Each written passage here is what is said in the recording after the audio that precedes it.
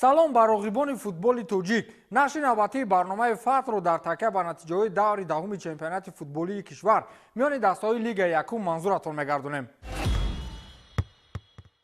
даври даҳуми чемпионати футболии кишвар миёни дастаҳои лигаи якум рақобатҳои пуршиддат ва серголро ба миён овард. ҳарчанд дар ҷадвали мусобиқа ягон тағйирот барои мавқеъҳои дастаҳо наомад, вале мухлисон голҳои зиёдеро шоҳид гардиданд.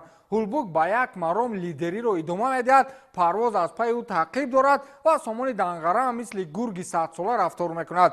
чоргонаи аввалро дастаҳои арзанда ихтиёр карданд, вале ҳама чиро чун анъана дар марҳилаи дуюми рақобатҳо интизор шуданд дар кор. яке аз дастаҳои фаъоли чемпионат, сардори шаҳри турсунзода чанд бозии охир бадтарин марҳилаи рақобатҳоро паси сар мекунад. онҳо чанде пеш қариб буд ба чоргонаи аввали ҷадвал ҳамроҳ шаванд, аммо нокомиҳои охир ин дастаро ба мавқеи даҳуми ҷадвал бурдааст. аз дастаҳои навкоре ки дар аввал тамоман корҳошон барор намегирифту ҳоло гардани габзанро мешкананд, саразми шаҳри панҷакент аст. замони онҳо дар 4 бозӣ 3 бохту 1 ғалаба доштанд. акнун оҳиста оҳиста ҳарифони худро шикаст медиҳанд ва аз мавқеи даҳум ба ҷои панҷуми ҷадвал баромаданд. онҳо аз аввал дар миёнаҳои ҷадвал чарх мезаданд ва ҳоло мавқеи ҳаштумро мисле ки моликияти шахсӣ карданд. чанд бозӣ шуд ғалаба мекунанд, вале аз мавқеи ҳаштум на поён мераванд, на боло.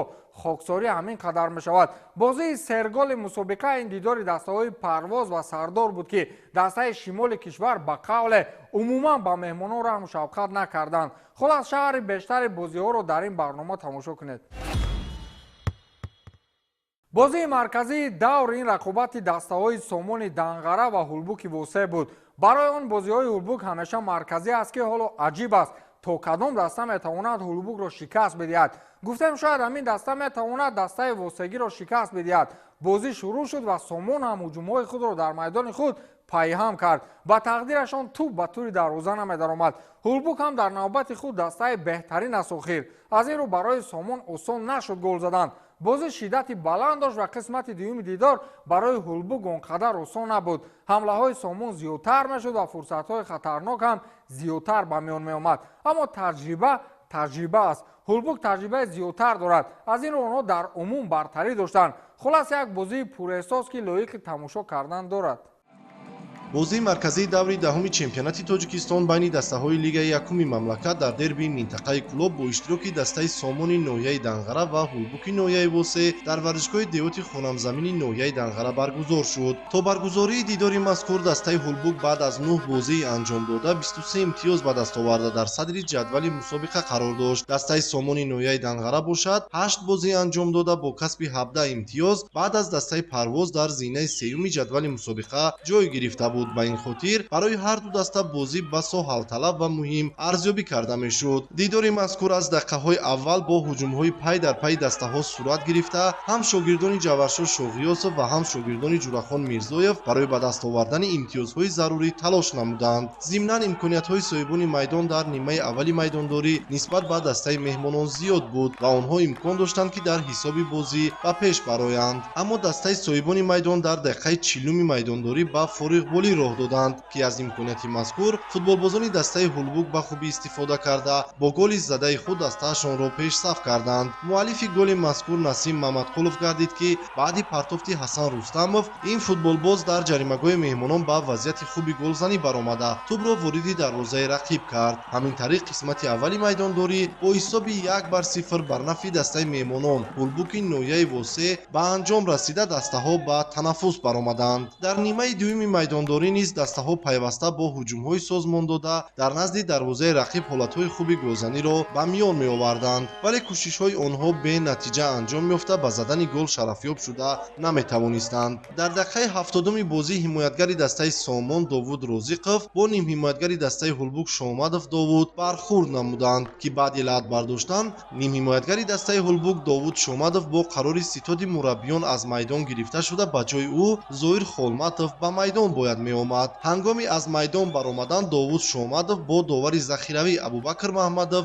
изҳори норозигӣ намуд. баъди ин ҳолат футболбози рақами 77 Довуд Шомадов корти дуюми зард гирифта, ҳамин тариқ бо корти сурх муҷозот шуд. чун ҳолати мазкур баъди аз майдон берун омадан ба қайд гирифта шуда буд, бо маслиҳати якҷояи доварон ба ҳамлавари дастаи Ҳулбук Зоир Холматов иҷозат доданд, ки ба бозӣ даромада футболбози берун аз майдон корти сурх гирифтаро иваз намояд. баъди ин ҳолат низ футболбозони дастаи Сомон барои тағйир додани ҳисоби бозӣ талош карданд ва чандин ҳолатҳои хуби голзаниро низ ба миён оварданд, аммо дар идома дигар дастаҳо ба задани гол даст наёфтанд ва дастаи Ҳулбук 3 имтиёзи заруриро дар даври навбатӣ соҳиб шуда, мавқеи худро дар садри ҷадвали мусобиқа мустаҳкам намуд. дастаи Сомон бошад баъди ин бохт ҳанӯз дар зинаи сеюми ҷадвали мусобиқа боқӣ монда, дар давраҳои баъдӣ барои дарёфти зинаҳои ифтихорӣ талош меварзад. имрӯз яке аз бозиҳои беҳтарини лигаи якум баргузор шуд, ки ду командаи минтақаи клуб буданд. бозӣ барои нағз буд, ки мухлисам буд, дар бозиам тезу тун буд. барои ҳамин он маҳруму мақсадҳое ки мо дар назди даста монда будем, ба бачаҳо дар тандимҳо фаҳмонда будем, ки бояд он хатогие ки дар сари камар шуда буд, дар ин роҳи хатогиро ислоҳ карда бозӣ ғалаба. дигар чӣ гуфтам мекардам? раҳмат ба бачаҳо, ҳамаи ӯ мақсаду ки мо монда будем дар назаршон иҷро карданд. дар бораи бозӣ бо дастаи Ҳулбук буд. Ҳулбук дар ҷадвали мусобиқа ҷойи аввалро ишғол мекунад. даста хеле дастаи пурқувват аст, таҷрибааш бисёр аст. даста қариб 10-15 сол шуда ки дар якум лига даста бозӣ мекунад. аз ҳамин сабаб вазъияти голзании худро истифода бурда бо ҳисоби 1-0 ғалаба кард.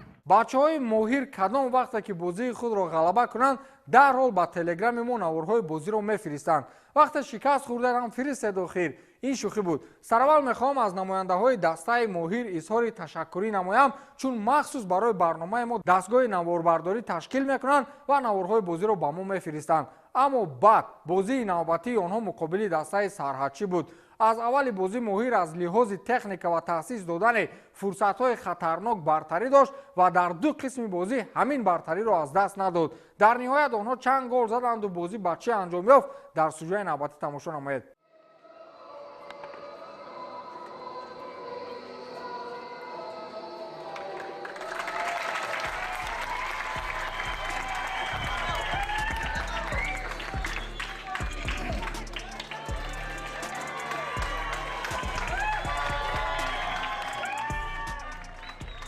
бозии дастаҳои моҳири ёвон ва Сарҳадчии ҳамадонӣ дар даври даҳуми чемпионати Тоҷикистон оид ба футбол миёни дастаҳои Лигаи Якум яке аз рақобатҳои серголи даври мазкур буд.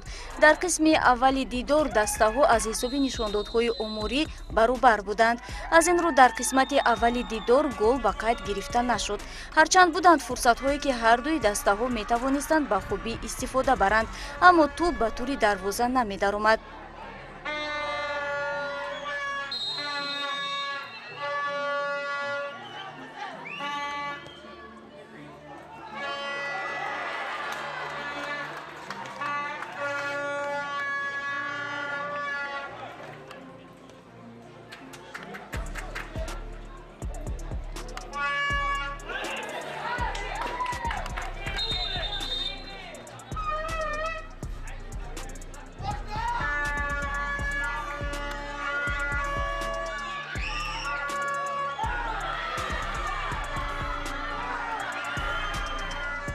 ҳама чиз дар қисмати дуюми дидор ба миён омад. махсусан футболбозони дастаи моҳир аз оғози қисмати дуюм дарҳол ба ҳуҷумҳои паюпай мегузаштанд ки сифати бозӣ ва дар сатҳи касбӣ анҷом додани бозигузориҳо мухлисонро ба пой мехезонд.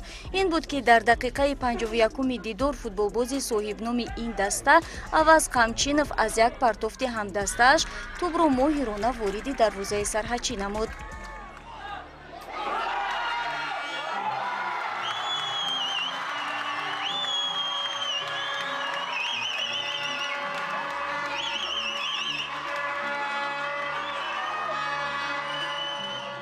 дигар ҳамин хел футболбозони дастаи ёвонӣ идораи рақобатро ба худ гирифтанд ва сарҳадчиро маҷбур намуданд ки дар хатти дифоъ бозӣ кунад. Садриддин Улаев ҳамагӣ 10 дақиқа мондан то анҷоми рақобат голи дуюми дастаи моҳирро ба ҳадаф расонид.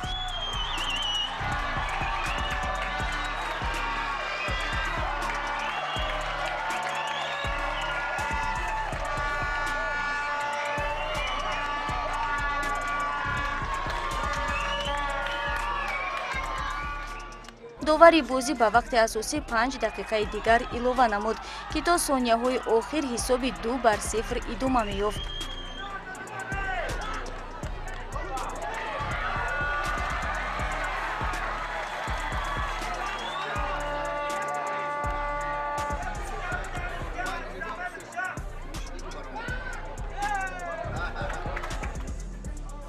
ногаҳон як бозигузории хубе аз ҷониби футболбозони моҳир иҷро гардид ва беҳтарин нишонзани мусобиқа Шоҳин Боев дар чанд сонияи охири анҷоми бозӣ голи сеюми Дидорро ба ҳадаф расонид.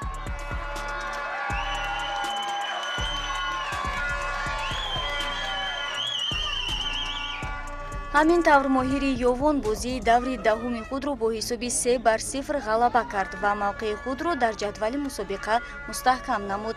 феълан онҳо дар мавқеи чоруми ҷадвали мусобиқа қарор доранд ва ҳарифи онҳо сарҳадчии ҳамадонӣ ҳамчун аутсайдери асосӣ дар мавқеи охирини ҷадвал бо 3 имтиёз маскан гирифтааст. бозиҳои дигари даври даҳуми чемпионати Тоҷикистон оид ба футбол миёни дастаҳои Лига Якум ба таври зайл сурат гирифтанд. Дар боло гуфтем, ки дастаи Парвоз дастаи Сардорро дар хонаи худ қабул кард ва бо ҳисоби 6-1 пирӯз шуду гусел намуд. дастаи Ёқути шаҳри Ваҳдат ҳам ба қавле бедор мешавад. онҳо ин навбат дастаи Душанберо дар майдони худ қабул карданд ва бо ҳисоби 3-1 шикаст доданд.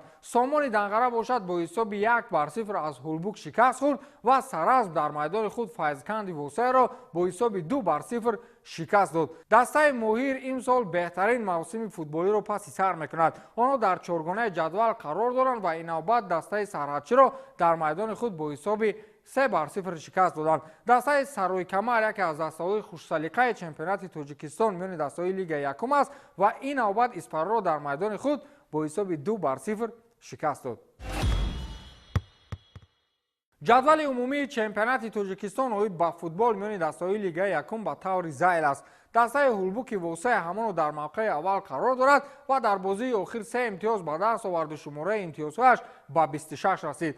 дастаи Парвоз чӣ гуна ки гуфтем дастаи Ҳулбукро таъқиб мекунад ва феълан бо 1 имтиёзи кам дар мавқеи дуюм қарор доранд. онҳо 25 имтиёз то ин ҷониб ба даст оварданд. дастаи Сомони Данғара бошад 17 имтиёз дорад, мавқеи сеюмро моли худ кардааст ва дастаи Моҳир барои гирифтани мавқеи Сомон муборизаҳои худро идома медиҳад. дастаи Моҳир бо 16 имтиёз дар мавқеи чорум аст. дар таххонаи ҷадвал фақат 2 даста аз аввали мавсим қарор доштанд. ҳоло дастаи Душанбе 5 имтиёз дорад, мавқеи 12-ро ишғол кардааст ва дастаи Сарҳадчӣ бошад бо ҳамун 3 имтиёзи бобогӣ мавқеи охиронро моли худ кардааст.